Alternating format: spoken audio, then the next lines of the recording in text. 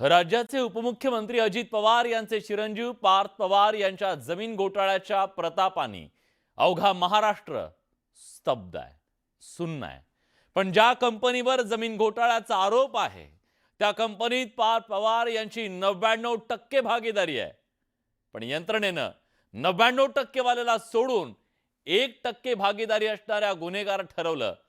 त्यामुळे अजित पवारांच्या मुलाला कोण वाचवतोय हा प्रश्न महाराष्ट्र विचारतोय। पार्थ पवारांना कोण वाचवतंय?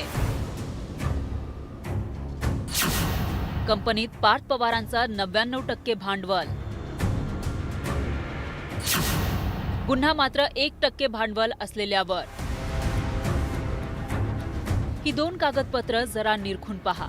हे आहे अजित पवारांचे पुत्र पार्थ पवार डायरेक्टर असलेल्या अमेडिया कंपनीचा ताळेबंद आणि ही आहे पुणे पोलिसांनी कोरेगाव पाक जमीन घोटाळा प्रकरणी दाखल केलेली FIR। पार्थ पवारांच्या कंपनीनं सरकारी जमीन हडपण्याचा प्रयत्न केल्याचा आरोप आहे। या प्रकरणी सहजिल्हा निबंधकांनी अमेडिया कंपनी विरोधात गुन्हाही दाखल केलाय।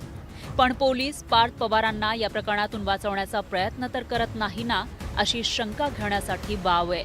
त्यासाठी ही FIR पहा। अमेडिया कंपनीमध्ये पार्थ पवार हे डेझिग्नेटेड पार्टनर आहे। मात्र बावधन पोलिसांनी दाखल केलेल्या FIR मध्ये पार्थ पवारांच्या नावाचा उल्लेखच नाही। पण याच कंपनीमध्ये डेझिग्नेटेड पार्टनर असलेल्या दिग्विजय अमरसिंग पाटील यांचं नाव या FIR मध्ये आहे। अमेडिया कंपनीमध्ये पार्थ पवारांचं 1 लाखापैकी 99,000 रुपये फिक्स कॅपिटल आहे, तर दिग्विजय अमरसिंग पाटील यांचं या कंपनीमध्ये अवघे 1,000 रुपये इतकंच फिक्स कॅपिटल आहे। पण असं असतानाही दिग्विजय पाटील यांचं नाव FIR मध्ये आहे। प्राथमिक चौकशीमध्ये जे रजिस्टर कार्यालयामध्ये जे सही करणारे आणि लिहून देणारे लिहून घेणारे आहेत त्यांच्यामध्ये पार्थ पवार नाही आहे। त्या कंपनीचे कोण कोण भागीदार हा कंपनीचा नियम वेगळा आहे, पण ॲक्च्युली नोंदणी करताना रजिस्टर समोर कोण कोण गेले होते त्याचे नावं आमच्याकडे जे आहेत आमच्या डॉक्युमेंटवर लिहून देणारा कोण, लिहून घेणारा कोण, चुकीची रजिस्टर करणारा कोण, त्यांच्यावर गुन्हे दाखल केले। पार्थ पवारांचं नाव FIR मध्ये नसल्यानं विरोधकांनी सवाल उपस्थित केलाय। कहावत है कि राज्यसभा में न्याय न होगा, सच्चे को फांसी होगी, झूठा मौज उठाएगा। तर हा झूठ हे अशीच आता चाललेली आहे।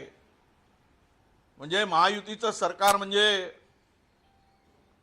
आळीमिळी चुपीचोडी, तूही खा मीही खातो, तू मला वाचव मी तुला वाचवतो, हे सगळ्या राज्यामध्ये चोर चोर मौसेरो भाऊ असा कारभार सुरू आहे।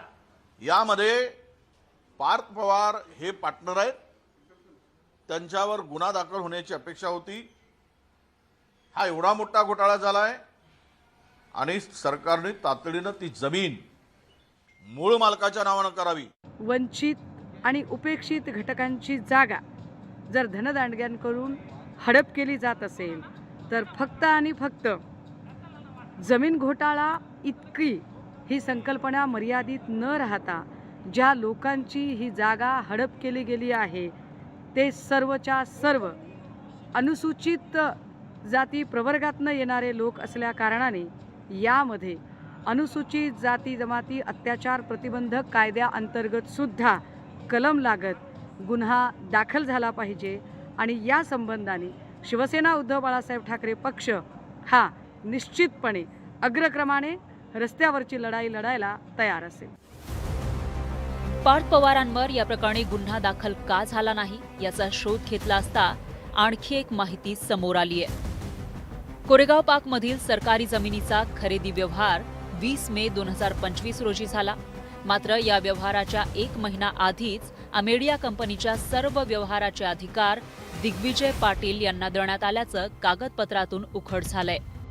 दिग्विजय पाटलाला पार्थ पवार यांनी पॉवर ऑफ अटर्नी दिलेली आहे। पॉवर ऑफ अटर्नी दिली ही सगळं त्यांनी कामकाज जमिनीच्या व्यवहार पूर्ण टायटल क्लिअर करून बघावं याच्यासाठी पॉवर ऑफ अटर्नी दिलेली आहे। त्यामुळे पार्थ पवार यांचा ह्या पॉवर ऑफ अटर्नीशी कोणताही संबंध नसणार आहे, कारण त्यांनी कामकाज करण्याची जबाबदारी दिग्विजय पाटलांना दिलेली आहे आणि त्याचे सगळे कंपनीच्या रिझोल्युशन प्रमाणे सगळे ठराव पास केलेले आहेत। त्यामुळे पार्थ पवार यांची कोणतीही जबाबदारी नैतिकतेने नसणार आहे। कोरेगाव पार्क सरकारी जमीन खरेदी प्रकरणावरून पार्थ पवार चांगलेच अडचणीत सापडले. या प्रकरणाची झळ अजित पवारांना बसण्याची शक्यता आहे. पण या जमीन खरेदी प्रकरणी पोलिसांनी पार्थ पवारांवर गुन्हा का दाखल केला नाही? पोलीस त्यांना वाचवण्याचा प्रयत्न करतायत का? हे प्रश्न अद्यापही अनुत्तरित आहेत. Bureau report, news 18 Lokmat. Parth Pawar यांच्या जमीन व्यवहार प्रकरणावरून उद्धव ठाकरेंनी मुख्यमंत्री देवेंद्र फडणवीस आणि अजित पवार यांच्यावर निशाणा साधलाय. मुख्यमंत्री जे मी म्हटलं बिझी आहेत, एक तर बिहारमध्ये होते आणि दुसरा तर अजितदादावरती पांघरून घालण्यासाठी बिझी आहे. म्हणजे तिकडे जमिनी बळकावणं चालले आहेत आणि माझ्या इथल्या शेतकऱ्याच्या जमिनी वाहून गेल्या आहेत. त्या वाहून गेलेल्या जमिनीसाठी मुख्यमंत्री येणार नाही, पण चोरलेल्या जागेसाठी मुख्यमंत्री तिकडे पांघरून घालायला बसलेले आहेत. अजित पवारांचं ठीक आहे हो, सतत म्हणे तुम्हाला फुकटचं पाहिजे. काय ह्या म्हशी वाहून गेल्या, तुमच्या जमीन वाहून गेली, ती काय फुकटची होती? आणि आज शेतकरी म्हणजे काय अजितदादाचा पोरगा नाहीये, त्याला फुकटची जमीन मिळायला. म्हणजे शेतकऱ्यांना सांगतायत की तुम्ही हातपाय हलवा, तुम्ही भलतं सलतं काहीतरी तिकडे हलवत बसल्या म्हणून सगळे भ्रष्टाचारी लोक डोक्यावरती बसले. पुण्यातील वादग्रस्त जमीन व्यवहार अखेर रद्द करण्यात आला. उपमुख्यमंत्री अजित पवार यांचे पुत्र पार्थ पवारांच्या कंपनीनं केलेला जमीन व्यवहार वादात सापडला. पार्थ पवारांच्या कंपनीनं 1800 कोटींची जमीन 300 कोटीत खरेदी केली आणि 21 कोटींची स्टॅम्प ड्युटी न भरता फक्त 500 रुपये भरले. यावरून राज्याचं राजकारण तापलेलं असताना व्यवहार अखेर रद्द करण्यात आला. या प्रकरणी चौकशी समिती नेमण्यात आली असून ही समिती संपूर्ण चौकशी करेल. त्या चौकशीत सर्व घटनाक्रम पुढे येईल. कोणी मदत केली, कोणाचे फोन गेले, हे सगळं समोर येईल असं अजित पवार म्हणाले.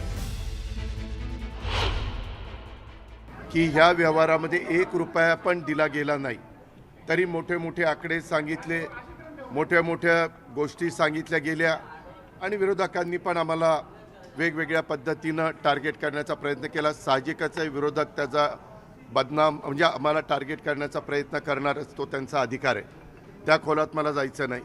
परंतु मला आज संध्याकाळी कळालं की ह्यामध्ये ते जे काही डॉक्युमेंट झालेले होते ते सगळे कॅन्सल करण्यात आलेले आहेत. जो काही व्यवहार झालेला होता तो कॅन्सल करण्यात आलेला आहे. याबद्दलची कुठली माहिती ही इत्थंभूत सगळी ही काय आहे, कसं आहे, कारण काही जणांनी ह्या जमिनीचा 2005 लाखा 6 ला काही पैसे देऊन व्यवहार केलेला होता. ह्याच्या संदर्भामध्ये पार्थच्या कंपनीला किंवा पार्थ आणि त्याचा जो काही सहकारी आहे दिग्विजय पाटील यांना कुणालाही जास्त त्याच्यातली माहिती नव्हती असं त्यांच्या बोलण्यात आलेलं आहे.